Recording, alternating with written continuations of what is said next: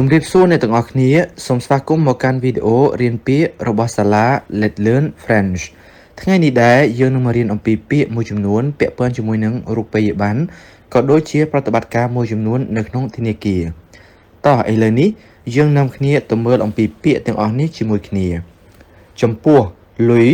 ឬមួយក៏ខ្មែរយើងថាប្រាក់បាទប្រាក់ហ្នឹងក្រដាសប្រាក់អ្នកទាំងអស់គ្នាលុយបាទលុយគឺជាភាសាបារាំងយើងថា l'argent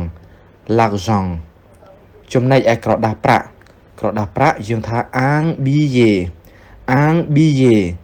បាទអញ្ចឹងចំពោះ un billet នេះដែរអ្នកទាំងអស់គ្នាគឺយើងអាចប្រើប្រាស់ជាមួយនឹង un billet d'avion បាទក្រដាសសម្បត្តិយន្តហោះ un billet de train ក៏បានដែរប៉ុន្តែនៅក្នុងន័យការនិយាយអំពីប្រាក់យើង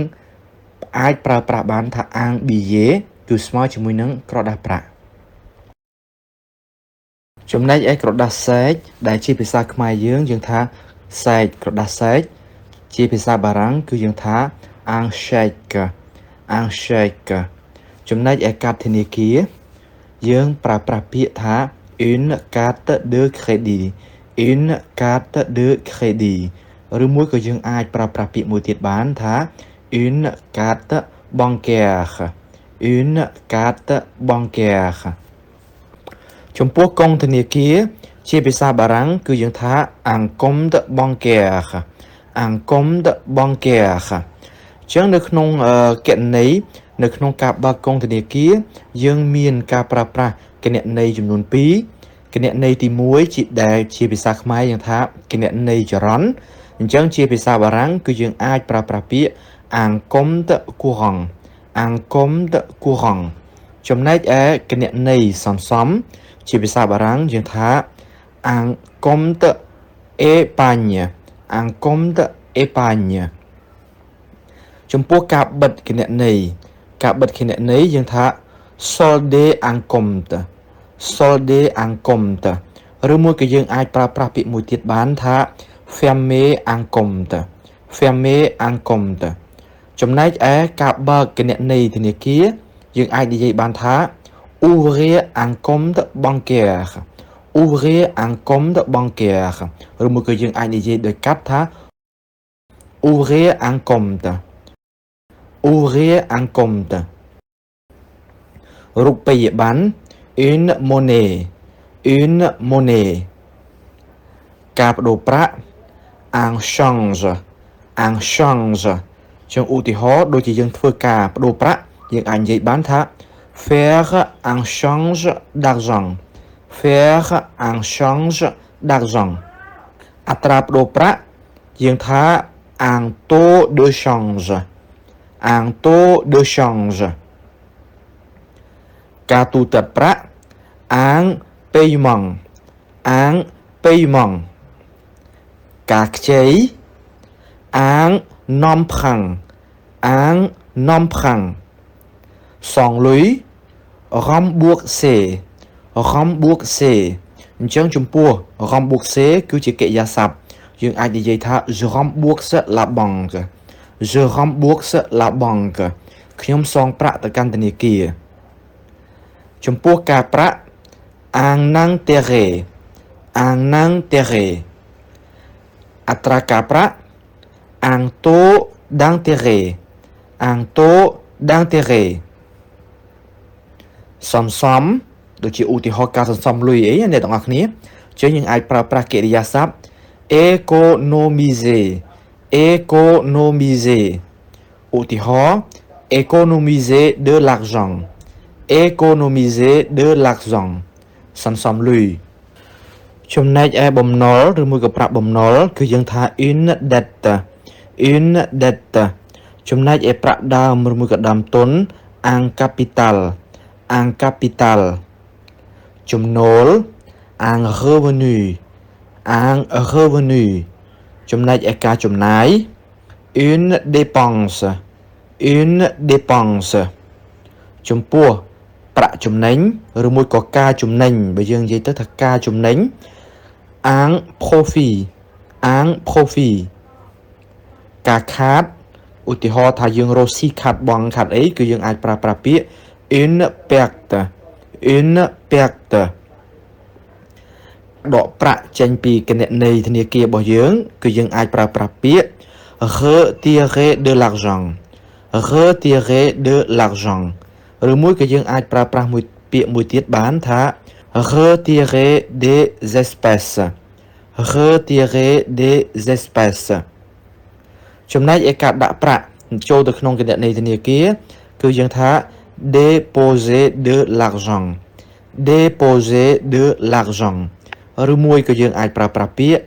déposer des espèces déposer des espèces ចំណែកឯការផ្ទេរប្រាក់ពីគណនីមួយទៅកាន់គណនីមួយទៀតគឺយើងប្រើប្រាស់ faire un virement faire un virement តោះឥឡូវនេះយើងមកអានពាក្យទាំងអស់នេះឡើងវិញជាមួយគ្នា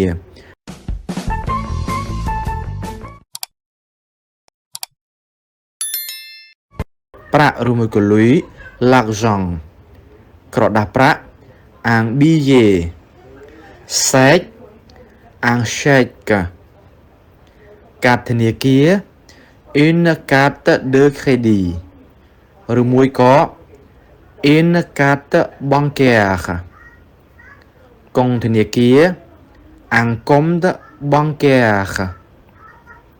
គណនីចរន្ត un compte courant គណនីសន្សំ un compte épargne ការបិទគណនី solder un compte ឬមួយក៏អាចប្រើប្រាស់ពាក្យ fermer un compte ចំពោះការបើកគណនី ouvrir un compte រូបិយប័ណ្ណ une monnaie ការបដូរប្រាក់ un change ចឹងយើងអាចឧទាហរណ៍បានថា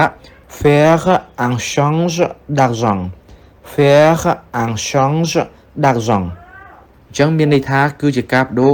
ប្រាក់អត្រាប្ដូរប្រាក់ un taux de change ការទូទាត់ប្រាក់ un paiement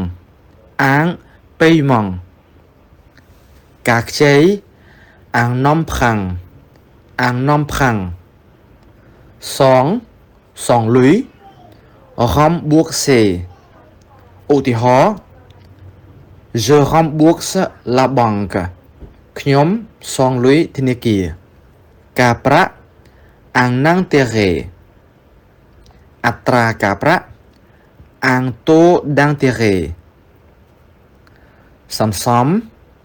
économiser សន្សំលុយយើងអាចប្រើប្រាស់ពាក្យ économiser de l'argent បំណុល une dette ប្រាក់ដើមឬមួយក៏ដើមទុន un capital ចំណូល un revenu ការចំណាយ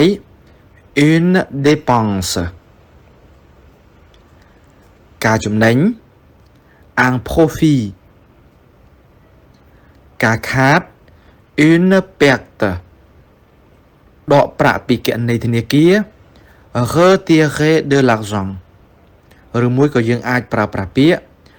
retirer des espèces ដាក់ប្រាក់ចូលទៅក្នុងគណនី déposer de l'argent ឬមួយក៏យើងអាចប្រើប្រាស់ពាក្យ déposer des espèces ចំណែកឯការផ្ទេរប្រាក់ឧទាហរណ៍ថាការផ្ទេរប្រាក់ពីគណនីមួយទៅគណនីមួយទៀតយើងអាចប្រើប្រាស់ពាក្យ faire un virement ចំពោះវីដេអូផ្សេងៗទៀតពាក់ព័ន្ធអំពីការសិក្សាពាក្យវេយ្យាករណ៍ភាសាបារាំងក៏ដូចជាការសន្ទនានិងគន្លឹះនៃការសិក្សាភាសាបារាំងអ្នកទាំងអស់គ្នាអាចចូលទៅក្នុង YouTube Channel របស់សាលា Let's Learn French ដោយដាក់ពាក្យ Subscribe ហើយដាក់សញ្ញាកណ្ដឹងដើម្បីទទួលបានវីដេអូថ្មីៗទាក់ទងអំពីការសិក្សាភាសាបារាំងរាល់ចម្ងល់ដែលអ្នកទាំងអស់គ្នាមានអ្នកទាំងអស់គ្នាអាចឆាតមកក្នុង page របស់សាលា Let's Learn French ឬមួយក៏ comment នៅខាងក្រោមវីដេអូពួកខ្ញុំនឹងរីករាយក្នុងការឆ្លើយតបទៅកាន់អ្នកទាំងអស់គ្នាអរគុណចំពោះការចំណាយពេលដ៏មានតម្លៃក្នុងការតាមដានទស្សនាវីដេអូរបស់ខ្ញុំ Merci beaucoup. Au revoir.